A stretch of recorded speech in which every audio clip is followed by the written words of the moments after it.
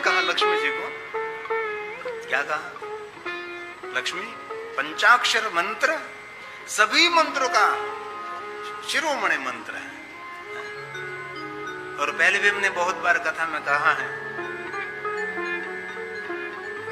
कि पंचाक्षर मंत्र को कभी सामान्य मंत्र नहीं समझना चाहिए और शिव जी को कभी सामान्य देव नहीं समझना चाहिए। शिव कौन है? सभी देवों के देव है। तो पंचाक्षर मंत्र सभी मंत्रों का भी मंत्र है। इसमें कहा है सर्व मंत्र शिरोमणि पंचाक्षरम नमः शिवाय। और बहुत लोग हमने देखे बस यही बात करते हैं, ये पंचाक्षर तो सामान्य मंत्र है और नरक में गिरने का काम कर रहे हैं। दुनिया के सभी मंत्रों का उद्गम स्थान पंचाक्षर मंत्र है। ये मैं नहीं कह रहा हूं, भगवान विष्णु जी स्वयं बोल रहे हैं कि पंचाक्षर मंत्र ये सभी मंत्रों में शिरोमणि है। और भगवान विष्णु जी ने आप सभी को आज्ञा दी है, हर बहनों को रोज सहस्त्र पंचाक्षर मंत्र जप करना चाहिए। सहस्त्रम विधि पूर्वकम पंचाक्षर मंत्रम, 1000 मतलब 10 माला रोज की करनी चाहिए। ओम न बोलो तो चलेगा, नमः शिवाय नमः शिवाय नमः शिवाय। ओम बोलो तो श्रेष्ठ बोल सकते हैं, ऐसा नहीं बोलना। जैसे कहा न कि महादेव को पुरुष शरीर दंडवत प्रणाम कर सकता है, नारी शरीर दंडवत प्रणाम नहीं कर सकते। क्यों? नारी के लिए बहुत सारी छूटछाट, क्योंकि हमारी परंपरा, सनातनी परंपरा में नारी की बहुत आमन्या रखी है, नारी को बहुत बड़ा ऊंचा स्थान दिया है, नारी की बहुत बड़ी महानता है। शिवालय में भी शिव जी नीचे बैठते हैं, पार्वती शिव जी से ऊपर बैठती है ना। इसलिए जो पुरुष अपनी नारी का आदर करते हैं, इस पुरुष कभी संसार में पीछे नहीं रहेगा। इसलिए भगवान विष्णु जी ने कहा है हर नारी के लिए रोज एक सहस्त्र पंचाक्षर मंत्र का जाप करें, जो सर्व मंत्र शिरोमणि है। पाठक भाई की गड़बड़ थी, શું છે અંસાબેન? कुछ है? मुझे भी कहिए तो मैं संदेश दे सकता हूँ। आप खानगी करें तो खानगी क्यों करें? ये कुछ अंदर अंदर बातें कर रहे थे, तो ऐसा मुझे भी भ्रम हुआ कि मेरी तो बात नहीं कर रहे हैं, क्योंकि मैं भी मनुष्य हूं ना। हमको ऐसा लगता है ना, कहीं कोई दो व्यक्ति बातें करते तो हमको ऐसा लगता है ये हमारी बात कर रहे हैं। ऐसा कहीं लोगों को आदत होती है, हमारी बात कर रहे हैं। विधि पूर्वक मतलब स्नान करके पवित्र आसन लगावे, उत्तर दिशा अथवा जिस तरफ सूर्य उदय होता है इस तरफ मुख रखकर, और श्रेष्ठ ब्रह्म मुहूर्त में, इबिन हो सके तो कभी भी पवित्र अवस्था में तन मन प्रफुल्लित रखकर पंचाक्षर मंत्र का जाप करें। ओम नमः शिवाय, ओम नमः। शांति से धीरे धीरे, जो मन के अंदर करेंगे विचारों में आप कहीं फंस जाओगे। इसलिए स्वर के साथ ओठ से कान तक आवाज सुनाई देनी चाहिए, आपको आवाज सुनाई देनी चाहिए, क्योंकि मन का एक लक्षण है, मन हमेशा ध्वनि के साथ रहता है। जिस तरफ आवाज आती है वहां मन, वहां आपका चेहरा। इसलिए उच्चारण से ओम नमः शिवाय, ओम नमः शिवाय, ओम नमः, अथवा नमः शिवाय नमः शिवाय नमः शिवाय। बाद में धीरे धीरे मन एकाग्र हो जाएगा, अंदर जीवा बोलती रहेगी, कब धीरे धीरे जीवा भी शांत हो जाएगी, अंदर ही अंदर चलता रहेगा। और धीरे धीरे प्रैक्टिस होने के बाद आपको प्रयास नहीं करना पड़ेगा, वैसे ही पंचाक्षर मंत्र शुरू होगा। ये पूरी प्रक्रिया है। इसलिए सहस्त्र विधि पूर्वकम पंचाक्षर मंत्र का जाप करे। भगवान विष्णु जी ने लक्ष्मी जी को ये बात बताई है, और हम तो सालों से बोलते, हलता चलता बेचता उठता खाता पीता ऊँगता जागता घरमा उनमा संसारमा, कोई भी अवस्था में अपवित्र अवस्था में, पवित्र अवस्था में, कोई भी हालत में आस्था के साथ जपे पंचाक्षर में सर्व सिद्धि लभे नरः। ओम नमः शिवाय, ओम नमः शिवाय, ओम नमः शिवाय बोलते रहिए आप। और आगे कहा है पंचाक्षर मंत्र के प्रभाव से व्यक्ति सामर्थ्य को प्राप्त कर सकता है। पंचाक्षर मंत्र के जाप से मनुष्य अपने सभी कामना मनोकामना पूर्ण कर सकता है। ये वचन किसने दिया? भगवान विष्णु जी ने लक्ष्मी जी को ये वचन दिया। और सुत पुराण जी प्रयाग तीर्थ में कहते हैं, इसलिए कठिन कठिन मंत्र हमारे लिए ये कठिन रहेगा, इसलिए सरल मार्ग है। भगवान विष्णु जी बोलते हैं पंचाक्षर मया वक्तुम पंचाक्षर मंत्र का जो प्रभाव है उसका वर्णन मैं स्वयं नहीं कर सकता। अत्र वक्ता महादेव, शिव बता सकते हैं ये मंत्र का प्रभाव कितना है। और बहुत दिल से कहता हूं, प्रयास करें, शुरू करें आज से। एक भी पल नहीं बीतनी चाहिए, एक भी श्वास हमारा खाली नहीं जाना चाहिए। अनुभव तो करें, 7 दिन में आपको पता लगेगा। धीरे धीरे धीरे मंत्रों की शिक्षा बढ़ती जाएगी, आप इतने ऊर्जावंत हो जाएंगे। आपका जो हो रहा है कोई तोड़ नहीं सकता। आप किसी के प्रभाव में नहीं रहोगे, सारी दुनिया आपसे प्रभावित होगी। ये मंत्र में अद्भुत शक्ति है। और कभी रात में नींद नहीं आई तो करवट बदलते रहना जरूर, लेकिन नींद नहीं आई तो भगवान को कहना, भगवान बहुत बहुत आभार आपका, क्योंकि जहां तक नींद नहीं आई वहां तक पंचाक्षर मंत्र का जाप रहेगा। मंत्र जापते रहो, मंत्र जापते रहो। और हृदय से कहता हूं, मंत्र जाप करते करते कब आपको निंद्रा समाधि स्थिति, कब निंद्रा आ जाए आपको भी पता नहीं रहेगा। ये मंत्र सुख देने वाला, शांति देने वाला, सुमति संपत्ति देने वाला ये मंत्र है। और दिल से कहता हूं, कोई भी देवता कभी आपको मिले, इस देवता को पूछ लीजिए कि आप मंत्र, सभी देवता विश्व के कहेंगे हम पंचाक्षर मंत्र का जाप करते हैं। कोई भी देवता मिले, और हम तो बड़े बड़े विद्वानों को मैं मिला हूं, क्योंकि मुझे कुछ खोज करनी है, मुझे कुछ सीखना है। घूमते फिरते रहते इधर उधर यहां वहां, बड़े बड़े प्रकांड विद्वान, वहां तक तो पहुंचने के लिए हमारा कोई सामर्थ्य भी नहीं है। इतने बड़े विद्वान लोगों को हम मिले हैं, और मैं पूछता हूं किस मंत्र का जाप करते, तो मुस्कुरा कर कहते हैं ओम नमः शिवाय। बड़े बड़े विद्वान, प्रकांड विद्वान, जिनकी विद्वत्ता तक हम पहुंच भी नहीं सकते, असीम जिनके पास विद्या है, ये भी पंचाक्षर मंत्र का जाप करते हैं। हम लोग इधर उधर घूमते फिरते, कोई साधु संत को ऐसा मंत्र दे दे, मंत्र भी नहीं, मंत्र ऐसा कोई मंत्र दे दे कि रात को रात लॉटरी लग जाए, ऐसा कुछ भी नहीं होगा। अब थोड़े दिनों पहले किसी ने बात बहती की थी कि गिरी बाबू की जो माला है ना, और किसी के सर पर जो लग गई तो उसका बेड़ा पार हो जाता है। किसने शुरू किया? तो मैंने कहा ये माला जो मस्तक पर रखकर बेड़ा पार हो जाता, तो मुंह तो आम नो बेहू, ऐसा नहीं है, आपका पुण्य, आपका तप, आपकी साधना, आपकी उपासना, परमात्मा के प्रति आपका भाव, यही श्रेष्ठ है। आपके लिए और कोई कुछ भी नहीं कर सकता। जो कुछ करना है आपके लिए आप ही करो।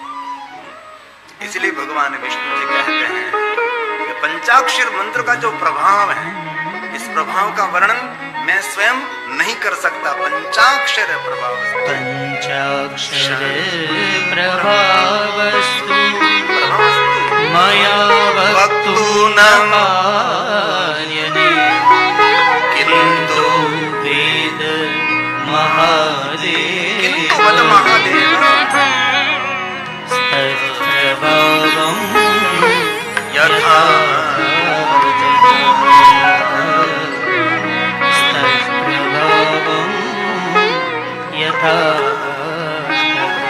भगवान महादेव उनका प्रभाव वर्णन कर सकते। वद महादेवम, किंतु यथार्थ मैं आपको समझाने का प्रयास करता हूँ। यथार्थ थोड़ा सा मैं समझाने का प्रयास करता हूँ। इसलिए पवित्र साणमास आ रहा है, और कुछ भी आपसे न हो सके, बस पंचाक्षर मंत्र ओम नमः शिवाय, ओम नमः शिवाय, ओम नमः शिवाय। पृथ्वी के ऊपर पुण्य, तप, जप, साधना, अनुष्ठान, उपासना सब कुछ आप करते हैं, लेकिन जो शिव परायण रहते हैं वही दर्शनीय है। शिव में जो लीन रहता है, महादेव के भजन में जो लीन रहता है, बहुत सारा पुण्य करना चाहिए, तप करना चाहिए, लेकिन भगवान महादेव के पूजा में जो निरंतर रत रहता है, लेकिन वो सब नहीं रह सकते। पृथ्वी पर हजारों में कोई एक होगा। तप करने वाले बहुत लोग मिलेंगे, पुण्य करने वाले बहुत लोग मिलेंगे, पूजा अर्चन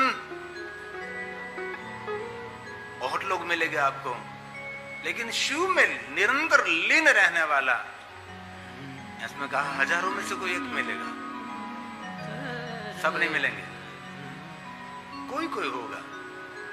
प्रयास करते हैं, एवरेस्ट शिखर चढ़ने के लिए सब वहां नहीं पहुंचते ना, बहुत लोग आधे से पीछे आ जाते हैं। कैलाश की परिक्रमा करने के लिए बहुत लोग निकलते हैं, लेकिन पूरी परिक्रमा कोई बहुत लोग नहीं कर सकते, पूर्णता को प्राप्त नहीं हो सकते। ऐसे बहुत कम लोग हो गए भूमि पर, ऐसा भगवान विष्णु जी ने कहा। शिवलिंगार्चनम् करो, शिवलिंग की पूजा करने वाले बहुत लोग मिलेगा आपको, बहुत लोग मिलेंगे, लेकिन पूजा करने वाले ज्यादातर लोग लालची होते हैं। उसकी शिकायत रहती है, उसकी याचना रहती है, याचना मांगने की इच्छा रहती है, अथवा कुछ शिकायत रहती है कि मेरा बच्चा ठीक नहीं, मेरी बच्ची ठीक नहीं, मेरा आरोग्य ठीक नहीं, याचना रहती है, शिकायत रहती है। अथवा कोई ऐसा भाव रहता है कि मेरा परिवार ठीक ठाक रहे, मैं ठीक ठाक रहूं, मेरी रक्षा हो, ऐसे भाव से भगवान का पूजन करते हैं। शिवलिंगार्चनम् करो नित्यं शिव नित्यम शिव परायण, शिव का शिव और कुछ नहीं। सुबह से लेकर शाम से लेकर सुबह तक निरंतर शिव में ही खोए रहते हैं। ऐसे लोग हैं दुनिया में, ऐसे शिव भक्तों को हमने देखा भी है, दर्शन भी ऐसे शिव भक्तों को किया हमने। शिव परायण निरंतर उसका चित वहां रहते हैं, लेकिन ऐसे हजारों में से एक होगा, ऐसा भगवान विष्णु जी ने कहा। सहस्रेषु भवति, हजारों में से एक, सहस्त्र में से एक। भूवि पुण्य तपोवना, भूवि पुण्य तपोवना। भगवान शिव में श्रद्धा होना, बहुत जन्मों का पुण्य होगा तब शिव जी के चरणों में श्रद्धा मिलती है।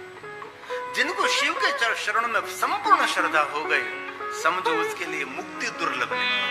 ऐसा भगवान विष्णु जी ने लक्ष्मी जी को समझाया। महादेव में संपूर्ण श्रद्धा होना कोई छोटी बात नहीं है। और श्रद्धा कौन है?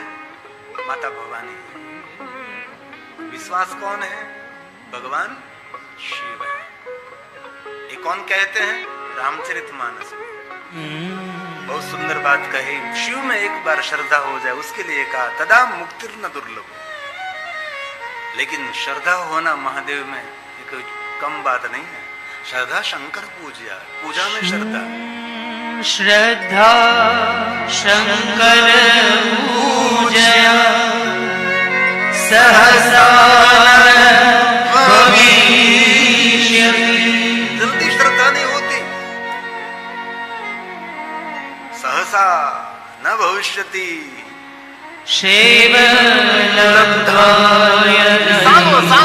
सालों तक पूजा करते तब श्रद्धा होगी, और एक बार शिव जी में श्रद्धा हो जाएगी तब तदा मुक्तिर्न दुर्लभा, तदा मुक्तिर्न दुर्लभा। मुक्ति दुर्लभ नहीं उनके लिए। लेकिन ज्यादातर लोग कैसा जीवन जीते हैं?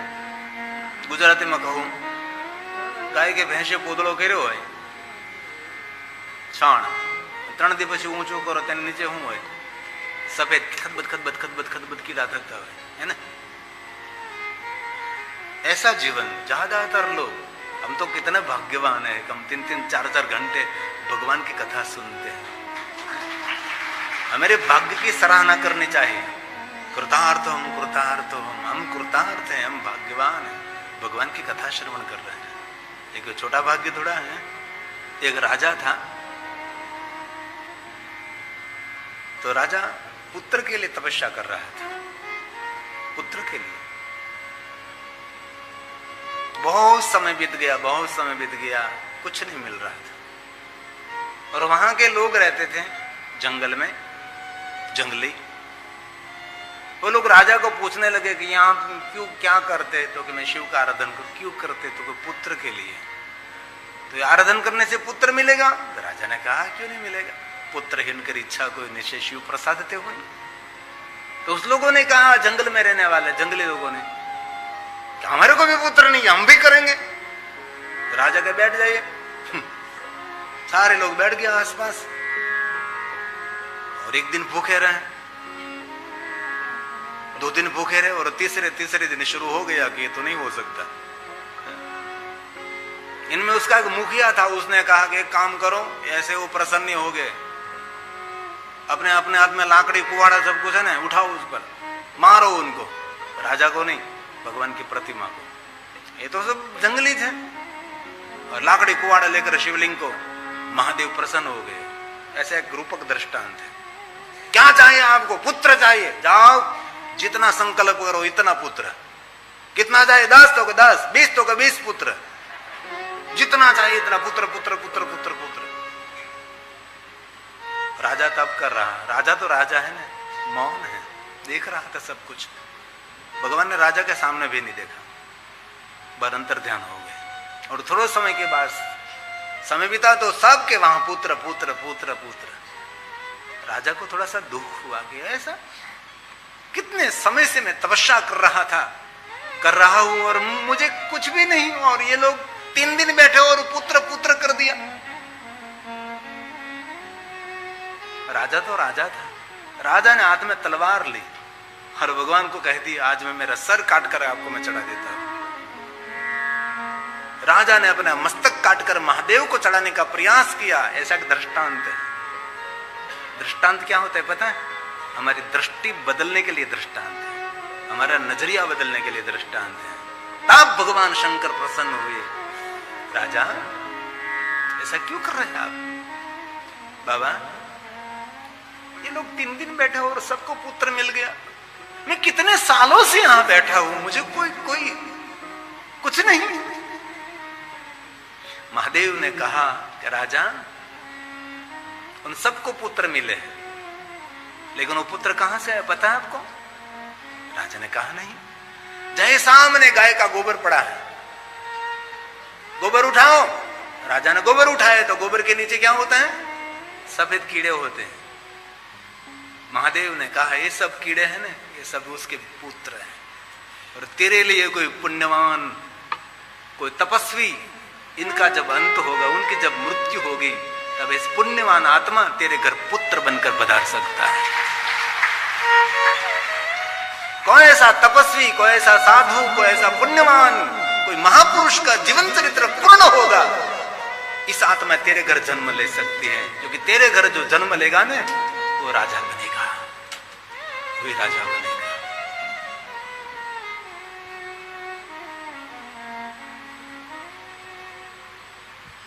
सुबह मैंने एक दृष्टांत सुना था, बहुत मुझे अच्छा लगा।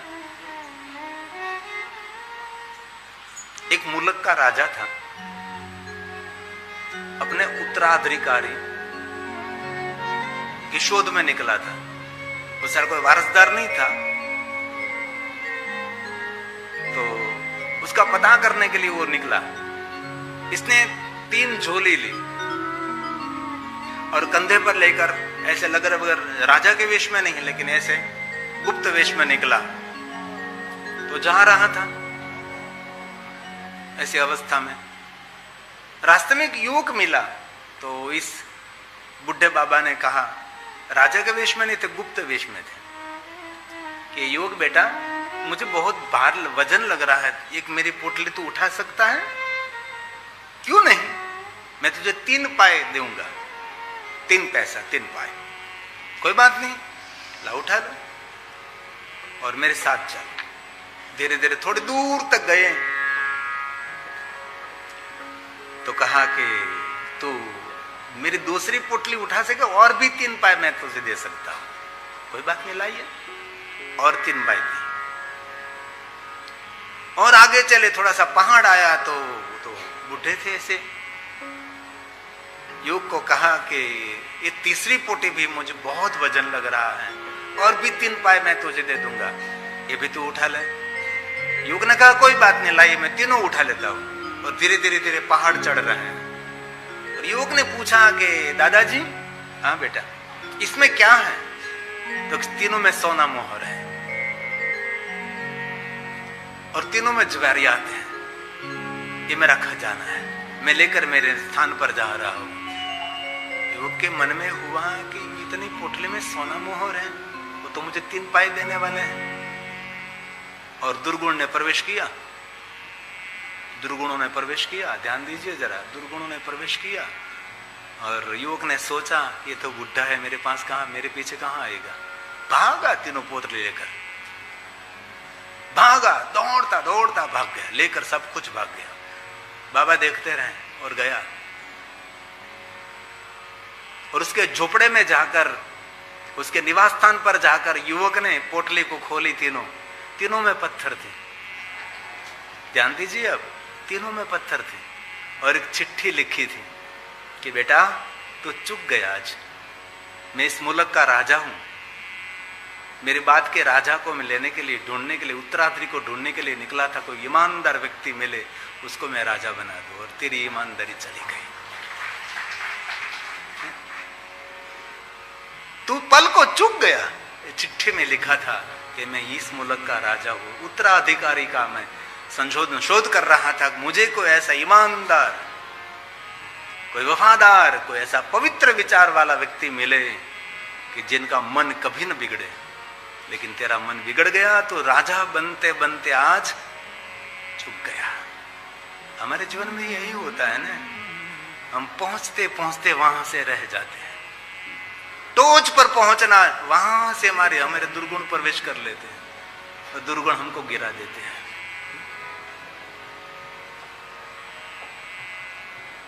इसलिए जीवन में हर पल व्यक्ति को ध्यान रखना चाहिए।